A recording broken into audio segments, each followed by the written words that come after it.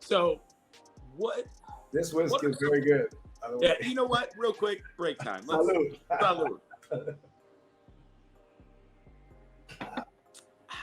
All right.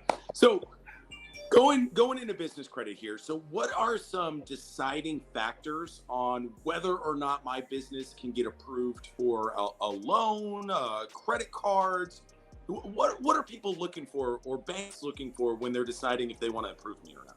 All right, so banks have an algorithm in which they dictate if your company meets what we call the compliance items of your business in order to qualify for a loan. So some of those is that your company needs to meet a business address.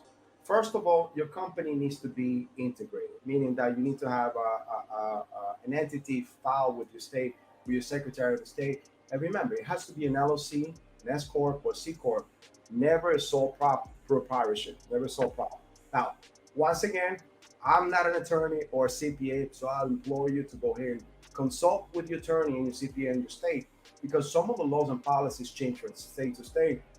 So I would like for you guys to really find out what's the best. Let's just say if you're trying to go into a trucking company, instead of S corp better than an LLC. Again, I don't know, and that's specific if you're from Iowa or New York. I do not know that, but what I tell you is that what I could tell you is those three entities. That's what creates business credit. Sole prop will not allow you to do that because it will be based on your personal credit. Now you need to be registered as an entity, as a business corporation or LLC. You also need to have what's called an EIN, an employee identification number, which is an equivalent to what we have in our personal side, a social security number. You need to have a business address. You need to have a phone number, business phone number. It cannot be a cell phone, a home number. The system can actually evaluate and dictate if that's a personal number. So, so many things that you can do. There's VoIP systems out there, voice over the internet protocol, which will allow you to get a phone number that is over the internet that is registered as a business line.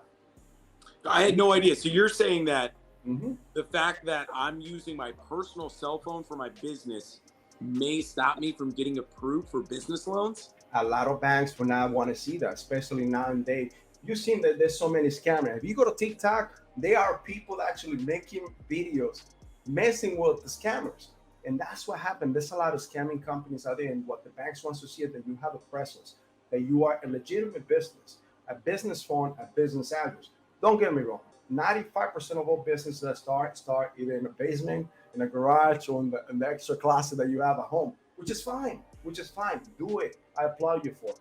What you could do is get what's called a virtual address. Some of them is very inexpensive, up to $10 a month, which is very inexpensive. That will give you a business address, even though that you live from 123 Main Street.